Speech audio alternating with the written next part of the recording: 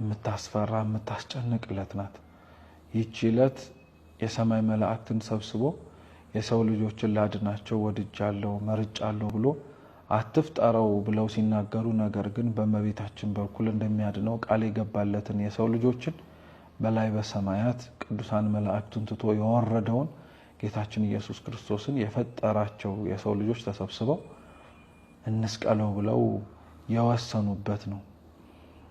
ይህች ዕለት 12 ሐዋርያትን 72 አርድእትን 36 ቅዱሳት አንስት 120 ቤተሰቦቹን ሰብስቦ ስለ ዓለም ድህነት ቀን እየሰበከ ማታ ደግሞ ያስተማረውን በምስጢር እየተረጎመ ስለ ሰው ድህነት ይወጣ ይወርድ የነበረውን አምላካችንን በሌሊት በማታ ተሰብስበው ፍርድ አጉድለው ጌታችን ኢየሱስ ክርስቶስን ለመግደልና ለመስቀል የወሰኑባት ዕለት ናትና እውነት የሰው ልጅ እግዚአብሔር ያሰበውና እሱ ለእግዚአብሔር ያሰበለትን እንዴት የተለያየ እንደሆነ በጣም የምናይበት ናት። ይህች ዕለት ጌታችን ኢየሱስ ክርስቶስ ሰዎች ስለሱ ተሰብስበው ምን ያክል ክፋት እንደሚያስቡ ያየንበት ጥግ ነው። እግዚአብሔር ደግሞ በአንጻሩ ሰዎች ላሰቡት ክፋት ሊያረቅበት የሚችለውን የፍቅሩን ጥግ ያሳየበት ሳምንት ነው። በዚህ ዕለት ላይ አይሁድ ጌታችን ኢየሱስ ክርስቶስን ለመስቀል ብዙ ክሶችን ይፈልጉ ነበረ። ምንም ምክንያት ግን ሊያገኙበት አልቻሉምና ሰንበትን ሽረሃል እንዳይሉት በሰንበት ሕሙማንን ፈውሰሃል ብለው እንዳይናገሩት ክፉ ነገርም መክረሃል ክፉ ነገርም አስተምረሃል በኋላ በጀርባ ሴራ ስራሃል ብለው ምንም ነገር እንዳይናገሩት ምንም ረወርና ነቀፋ ሊያገኙበት አልቻሉምና ብቸኛው ቀያፋ ተናገሩት ህዝቡና በዛ በአይሁድ ሸንጎ ውስጥ የተስማሙት ሰዎች ግን እሺ ብሎ የተቀበሉት ህዝቡ ከሚበጠበጥ አንድ ሰው ቢሞት ይሻላል ብለው ነውና ቀያፋ አላወቀም እንጂ መንፈስ ቅዱስ አምኖበት ባይሆንም ወደው ሰውነቱን ለቃለ ትንቢት አሳልፎ ሰጥቶ በቅድስና ባይመላለስ በቃለ ጽርፈት ያናገረው ነው። ስለ ህዝቡ ሲል ሁሉ ጌታችን መድኃኒታችን ኢየሱስ ክርስቶስ እንደሚሞት የተወሰነበት ዕለት ናት። ይህች ዕለት ላይ አይሁድ ጌታችን ኢየሱስ ክርስቶስን ለመግደል በመስቀል ሞት ተላልፎ ለመሰጠት የወሰኑባት ዕለት በጣም ብዙ ነገሮችን ስለ አይሁድ የምታሳይ ናት። አይሁድ የዚህ ሸንጓቸው የራሳቸው ህግ ነበራቸው። በፍጹም የማያፈርሱት በፍጹም ለዛ ህግ ተገዢ ሆነው ለብዙ ሺህ ዓመታት የተገዙለት ነበር። ነገር ግን ያቺ ዕለት ላይ ስለ ጌታችን ስለ ኢየሱስ ክርስቶስ ብለው ግን ብዙ ህጎቻቸውን አፈረሱ። የአይሁድ ህግ ብዙ ነበራት። ሸንጓቸው በበዓል ቀን ፍርድ ማከናወን አይችልም ነበር።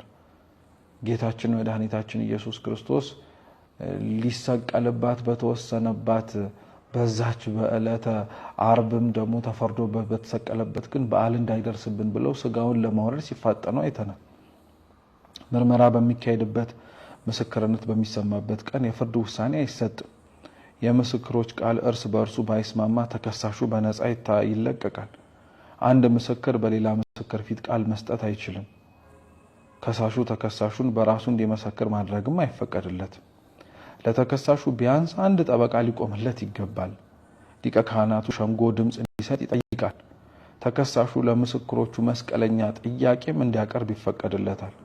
አይሁድ እንኳን ወንጀል ፈጽሟል ያሉትን አንድ ወንጀለኛ እጅ ከፍንጅ ካልያዙት በስተቀር በምሽት ይዘውት ለፍርድ እንዲቀርቡ ህጋቸው አይፈቅድላቸውም። በወንጀሉ አባሪ ተባባሪ በሆነው ሰው ጥቆማ ወንጀል የፈጸመውን አንድ ወንጀለኛ ሰው እንዲይዙም አይፈቅድላቸውምና አሁን የዘረዘርናቸውን እንኳን 10 የአይሁድ የሸንጎ ህግ ብናየው በጌታችን ዘንድ ያላፈረሱት ምን አለ? እርሱን በእጃቸው አስገብተው ለማሰቃየት እርሱን በእጃቸው አስገብተው እንደነሱ ስርዓት በድንጋይ ተወግሮ እንዲገደል ሳይሆን በአይሁድ በሮማውያን ስርዓት መሰረት ከባድ ወንጀልን የሰሩ ሰዎች እንደሚቀጡት በመስቀል ላይ ተቀጥቶ እንዲሞትና ለሚከተሉትም ሰዎች በሙሉ ሀፍረትን እንዲለብሱ ሊያደርግ የሚችል ምን ያላፈረሱትና ምን ያልመከሩት ነገር አለ በዚች ምሽት። ይህች ዕለት ስለኛ ሲል ብዙ ምክርን የመከረ ስለኛ ሲል ሰው ሊሆንን የወደደ ስለኛ ሰው ስለኛም ደግሞ ሰው ሆኖ የተመላለሰ ጌታችን ኢየሱስ ክርስቶስን የሰው ልጆች ደግሞ በሱ ላይ ምን ያክል በጀርባ እንዳደቡበት የሚነገር ነው። ዛሬ እውነት ለመናገር እንደ አይሁድ ሸንጎ ተሰብስበን ጌታችን መድኃኒታችን ኢየሱስ ክርስቶስን አንስቀለው እንጂ አካሉ በሆነች በቤተ ክርስቲያን ላይ ተሰብስቦ ማን ክፉ ያላደባ አለ? ማን ክፉ ያልተነጋገረ አለ? አካሉ የሆነች ቤተክርስቲያን ህንጻዋ ብቻ አይደለችም። ካፈር አበጅቶ ህይወትን እስትንፋስን እፍ ያደለየበትን ይህንን የሰው ልጅን ሰውነት ለማፍረስ ለመናድ አስነዋሪ የሆነውን ነገር ለማድረግ ምን ያልጎደለ ፍርድ አለ?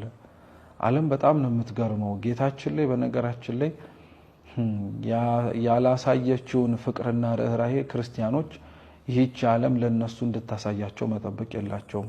ጌታቸውን በማታ እንደፈረዱበት ክርስቲያኖችም ሰው በማይሰበሰብበት በማታ ላይ ነው ፍርድ የሚተላለፍባቸው። አሁን ላይ ጌታቸው ያለምንም ህግ ተከሳሽ እንደመሆኑ ጠበቃ ሳይቆምለት ስለራሱም ሳይከራከር ራሱን መስቀለኛ ጥያቄ ሳያቀርብ እንኳን ሁሉም ነገር እሱ ሳይቀርብ ከጀርባው እንዳለቀ ሁሉ ዛሬ እኮ ክርስቲያኖች እነሱ ባልተገኙበት የሞት ፍርድ የሚተላለፍባቸው እነሱ ተገኝተው እንኳን መስቀለኛ ጥያቄ ሊጠይቁ ጠበቃ አቁሞ ስለመብታቸው ሊከራከሩ ይቅርና ያንን ሁሉ ነገር ተናፍቀው እንደ አምላካቸው እንደ ኢየሱስ ክርስቶስ እንደሚታረዱ በጎች እንደዚሁ ዝም ብሎ የሚፈረድባቸው ናቸው። ይችላት ለጌታችን ምክር የተመከረባት ናት። ይችላት ግን ብዙ ሰማዕታትን ብዙ ስለ ክርስቶስ ዋጋ የከፈሉ ጻድቃንን ደግሞ የምታጽናና ቀን ናት።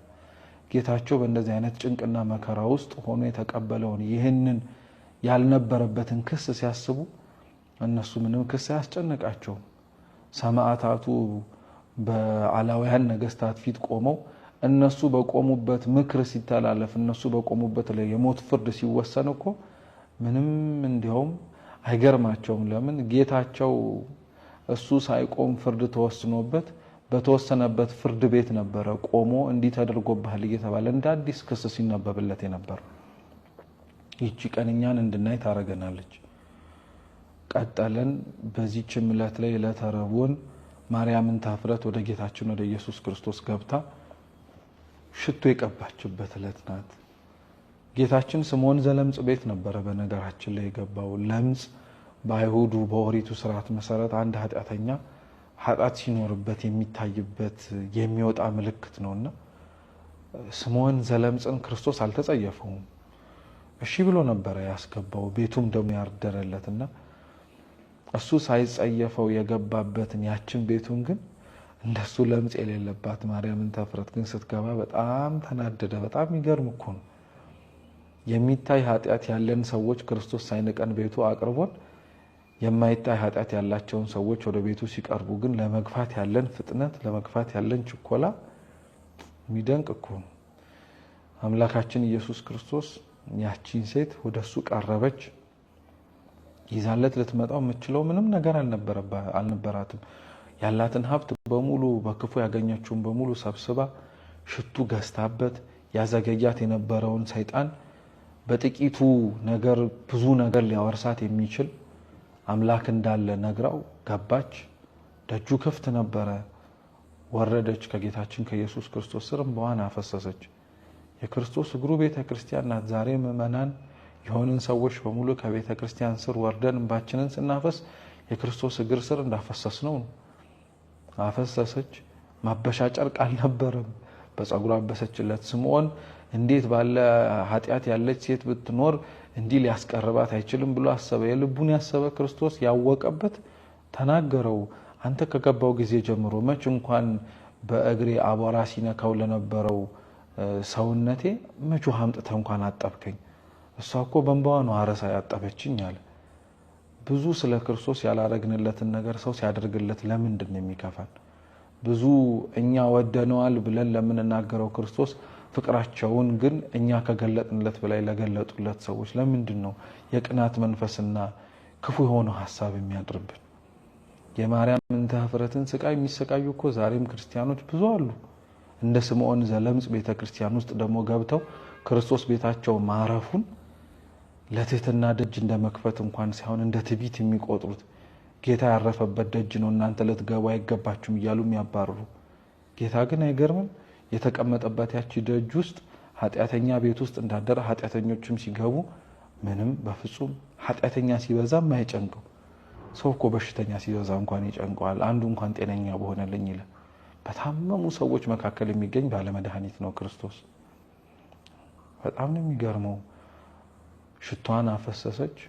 ያ ሽቱ ሲፈስ የማርያምን ታፍረት ለዘመናት ሲሸት የነበረው የኃጢአት ክርፋት ሽታ ራቃት። ክርስቶስ ያፈሰሰችውን እንባ ልቧን ዝቅ ማድረጓን ተመልክቶ ምህረትን ሲሰጣት አሳልፎ የሚሸጠው ይሁዳ ግን ተናገረ። ይሄ ሽቱ ቢሸጥ እኮ 300 ዲናር ያወጣል አለ። ሌባ አይደለም።